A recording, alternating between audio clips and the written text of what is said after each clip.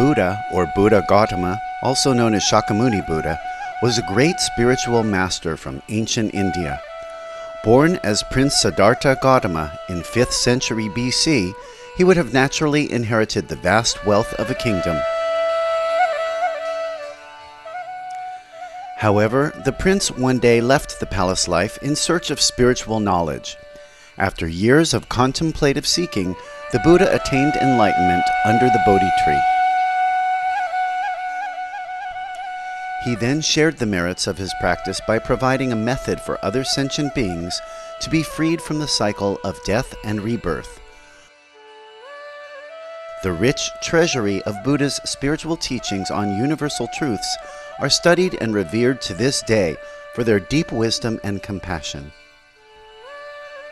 Today we would like to share with you the sage teachings of the Buddha in the Holy Tipitaka, excerpted from the Samyutta Nikaya, or the grouped discourses. Samyutta Nikaya, the grouped discourses.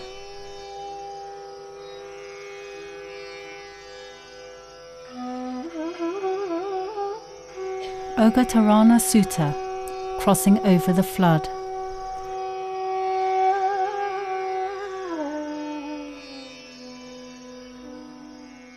Thus I have heard. On one occasion the Buddha was staying near Savatthi in Jeta Grove, Anathapindika's park. Then a certain diva, in the dark of the night, her extreme radiance lighting up the entirety of Jeta Grove, went to the Blessed One. On arrival, having bowed down to him, she stood to one side. As she was standing there, she said to him, "Tell me, dear Lord, how you crossed over the flood." I crossed over the flood without pushing forward, without staying in place. But how, dear Lord, did you cross over the flood without pushing forward, without staying in place? When I pushed forward, I was whirled about. When I stayed in place, I sank. And so I crossed over the flood without pushing forward, without staying in place. At long last I see a Brahmin, totally unbound, who without pushing forward, without staying in place, has crossed over the entanglements of the world. That is what the diva said. The teacher approved. Realizing that the teacher is approved of me, she bowed down to him, circumambulated him, keeping him to her right, and then vanished right there.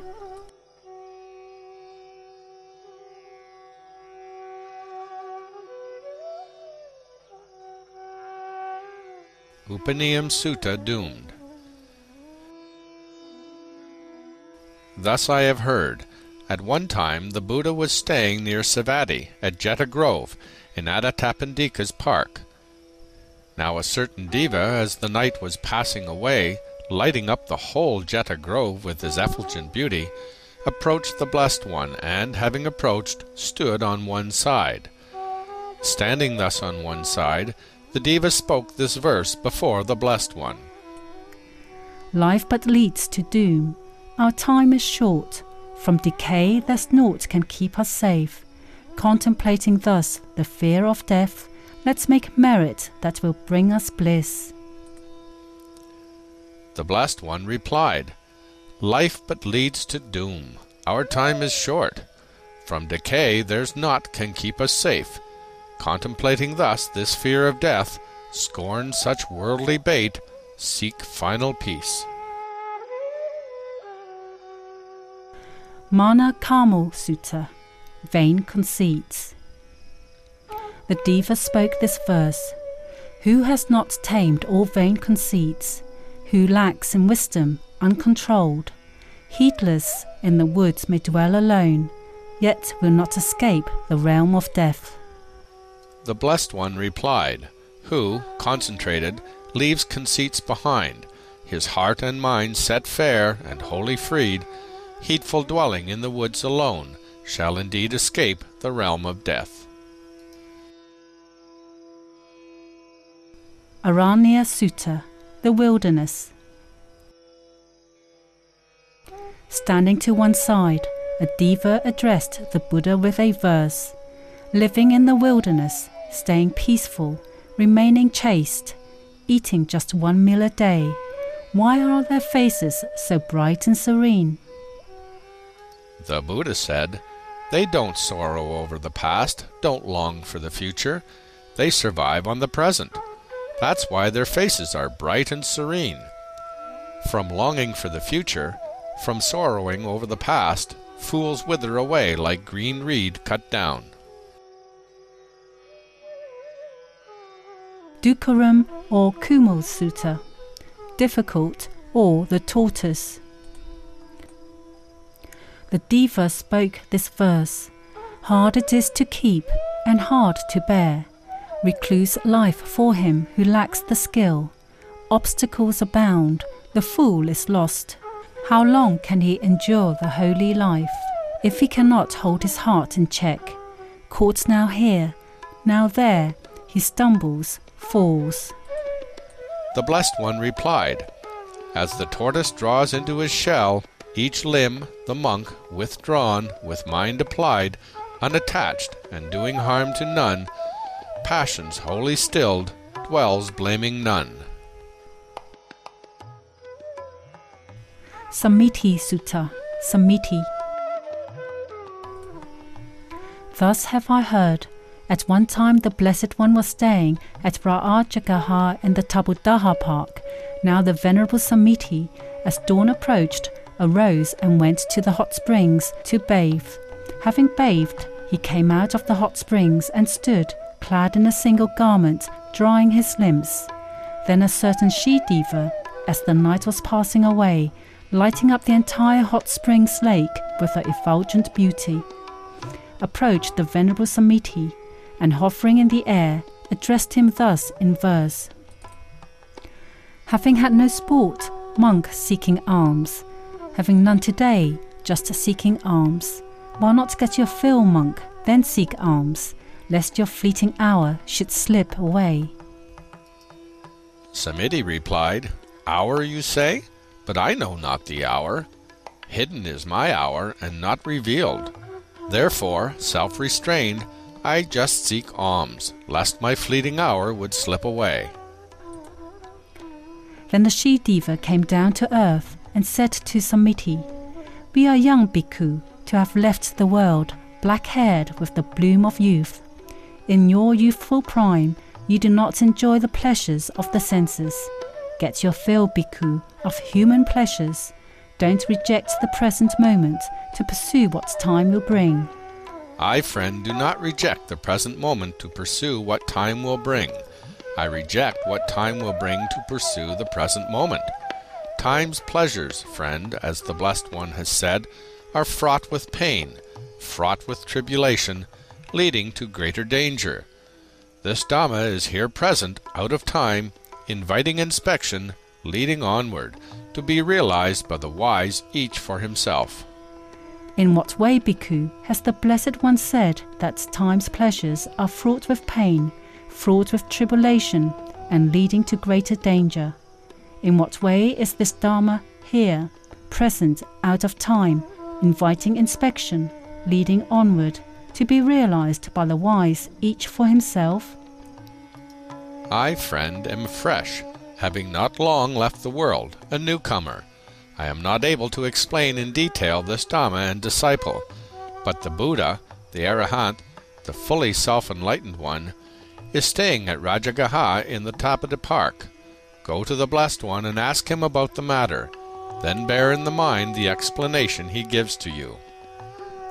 It is not easy for us, bhikkhu, to approach the Blessed One. He is surrounded by other divas of great power. If you, bhikkhu, will approach the Blessed One and ask him about the matter, then perhaps we can come to hear the teaching. Very well, friend, the Venerable Samiti replied to her, and he went to the Buddha, made his obeisance, and sat down to one side. He then told the whole story in identical words to the Buddha. If, Lord, that diva was telling the truth, she is right here, not far away. When he had said this, the diva said to the Venerable Samiti, "Ask him, bhikkhu, ask him. I've managed to get here." Then the Buddha addressed the diva in verse.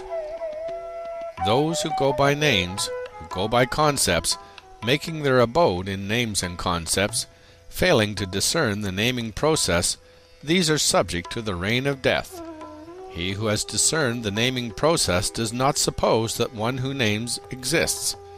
No such case exists for him in truth, whereby one could say, he's this or that. If you know what this means, tell me, fairy. Lord, I do not fully grasp the meaning of what your blessedness has expressed in brief. It would be well for me, Lord, if your blessedness would explain in full what has been expressed in brief, that I may know its meaning. The Blessed One said, Equal I am, or better, of less degree. All such idle fancies lead to strife, whose unmoved by all these three conceits such vain distinctions leaves unmade. If you know what this means, tell me, fairy. Lord, neither do I full grasp the meaning of this which your blessedness has expressed in brief. It would be well for me, Lord, if your blessedness would explain in full what has been explained in brief, that I may know its meaning. The Blessed One said, Who labels not and holds no vain conceits has cut off craving here for name and form, free from bonds and pain, with no desires, vainly seeking, none will find that man, neither gods nor men, on earth, above, not in heaven, nor in any sphere. If you know what this means, tell me, fairy. Lord, the meaning of what your blessedness has expressed in brief, I understand in full like this. One should do no evil by one's speech, not anywhere, by body or in thought. Leave desires, be mindful and aware, thus avoiding pain that's purposeless.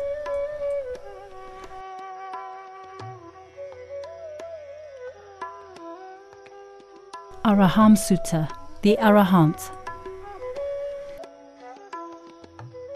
Deva said, He who's an Arahant, his work achieved, free from taints, in finer body clad. That monk still might use such words as I, still perchance might say, they call this mine. Would such a monk be prone to vain conceits? The Blessed One said, Bonds are gone for him without conceits. All delusions' chains are cast aside. Truly wise, he's gone beyond such thoughts. That monk still might use words as I, still perchance might say, they call this mine. Well aware of common worldly speech, he would speak conforming to such use.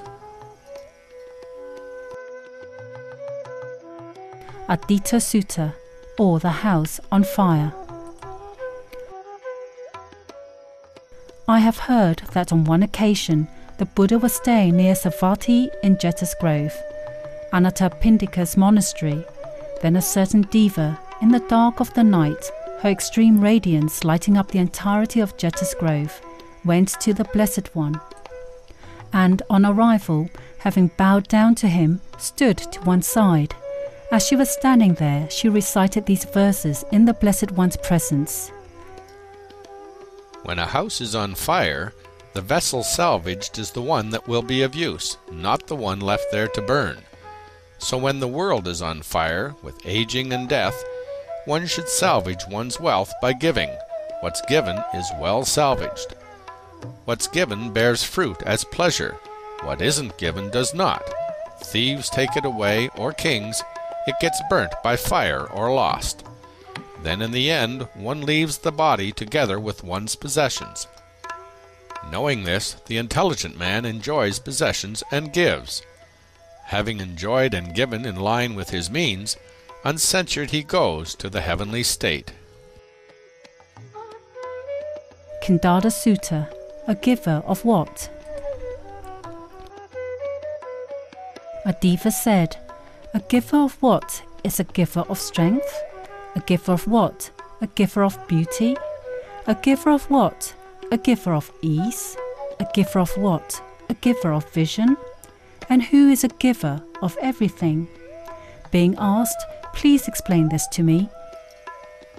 The Buddha said, A giver of food is a giver of strength, a giver of clothes, a giver of beauty, a giver of a vehicle, a giver of ease, a giver of a lamp, a giver of vision. And the one who gives a residence is the one who is a giver of everything. But the one who teaches the Dhamma is a giver of the deathless. Icha Sutta, Desire. A diva said, with what is the world tied down? With the subduing of what is it freed? With the abandoning of what are all bonds cut through? The Buddha. With desire the world is tied down. With the subduing of desire it's freed. With the abandoning of desire all bonds are cut through. Gatva Sutta, having killed. As she was standing to one side, a diva recited this verse to the Blessed One. Having killed what, do you sleep in ease? Having killed what, do you not grieve? Of the slaying of what one thing does Gautama approve? The Buddha said, having killed anger, you sleep in ease. Having killed anger, you do not grieve. The noble ones praise the slaying of anger, with its honeyed crest and poison root. For having killed it, you do not grieve.